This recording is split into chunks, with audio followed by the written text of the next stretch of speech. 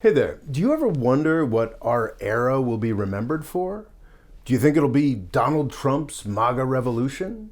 Or do you think it'll be the neglect of climate change leading to apocalypse that every single science fiction writer seems to expect? Well, we could be remembered for a lot of things, but I think the dominant factor, the thing that we're most likely to be remembered for, is the return of the concentration camp. All of the world's most important countries are getting involved. In recent months, the world's attention has been taken by China's struggle with Hong Kong. This uprising is very worthy of our attention, of course, but it should not distract us from the horrors of Xinjiang. The rich, internationally networked protesters of Hong Kong, whose special status is useful to Beijing for economic purposes, are facing haphazard and embarrassed repression from a central government that doesn't want to kill the golden goose. As I've pointed out before, the Uyghurs of Xinjiang are facing a science fiction dystopia.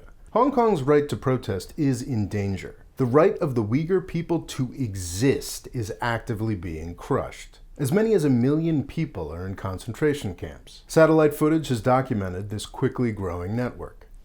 On August 5th, India revoked Kashmir's special status in the Indian constitution.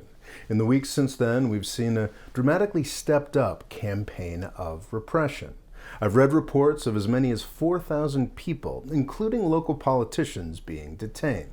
I don't know enough about this conflict yet to talk about it confidently, but I do know that we're going to keep hearing about it. Kashmir is so central to the rivalry between India and Pakistan that it's going to stay in the headlines.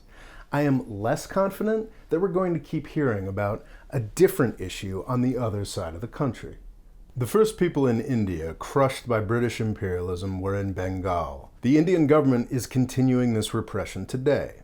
The historic territory of Bengal is split between Bangladesh and India. In late August, India released a revised list stripping 1.9 million people of their Indian citizenship. The government's position is that these families that have spent almost half a century and generations as Indians now need to go to Bangladesh. There is already a network of detention camps for these now stateless people in India. Bangladesh probably doesn't want them either, so many more camps will be built. The United States has concentration camps for its unwanted as well. The temptation is to blame Trump here, whose administration just last month suggested the indefinite detention of asylum seekers. But the sad truth is that Ronald Reagan was the last American president who offered immigrants a welcome in accord with our historic values. Every administration since then has ratcheted up the brutality of our anti-immigrant Gestapo and sent billions and billions of more dollars towards militarizing our border. We have our own sci-fi dystopia now. Don't get me wrong, Trump is absolutely worse on this than Obama, but not by as much as you'd think.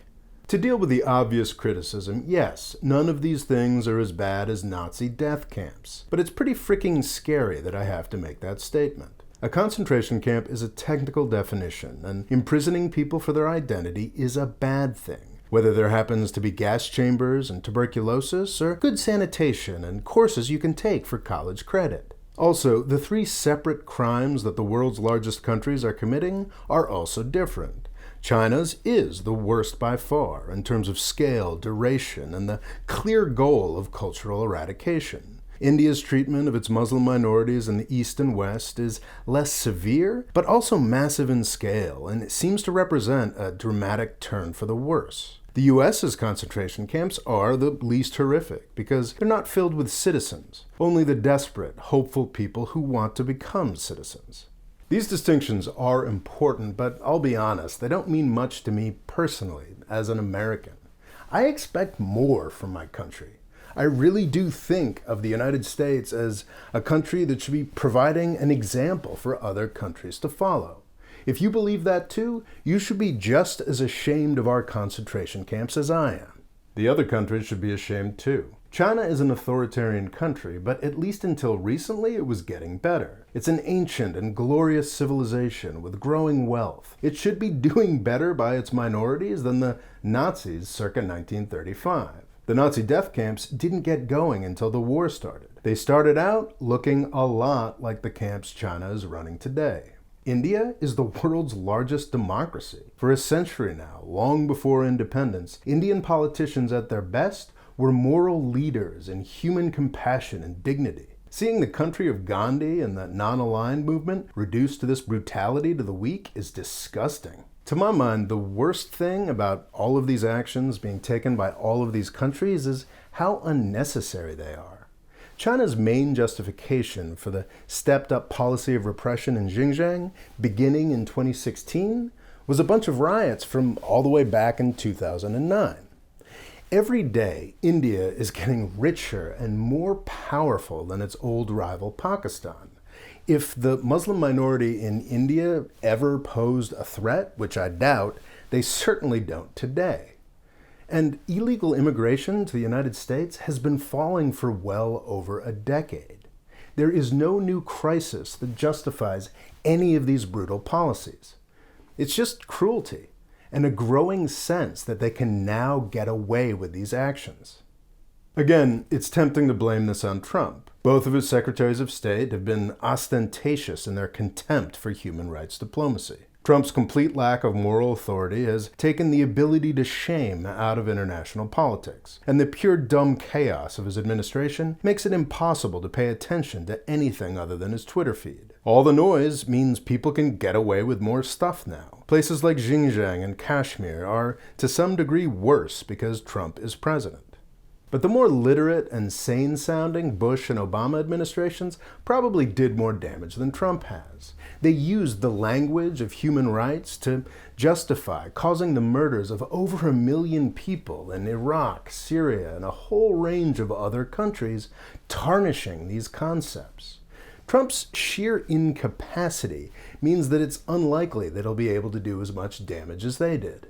It's not commonly recognized how new human rights are as a focus of international politics. Most people know it's an outgrowth of the horrors of World War II, but it's more recent than that. In the first few decades after the war, few people focused on the Holocaust or the millions of other people who were slaughtered. Consciousness only grew in the 1960s, and human rights only became a major focus of international politics with the Helsinki Accords in the 1970s. Pressure on human rights has always been political.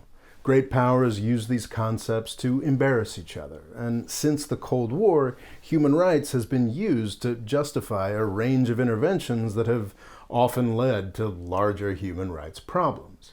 But there are many activists and lawyers that have used these concepts to do amazing work, saving lives and making the world a better place. We will miss these concepts when they're gone. Unfortunately, I think our new concentration camp era is a sign that the focus on human rights is already quickly slipping away. People will keep talking about them, of course, but it will get more and more meaningless as a world of concentration camp guards try to one-up each other on morals and ethics. It's possible that human rights as a political issue was just the product of a fleeting moment in history when economic development combined with Cold War politics in just the right way. It's possible that it was never going to last, but I think that would be a pity. I believe it's still possible to save these concepts, but we're not going to be able to rely on our concentration camp-loving governments to save human rights. We're going to have to do that for ourselves. Thanks for watching. Please subscribe and click the bell next to the subscribe button to get an update whenever I upload a video. Thanks.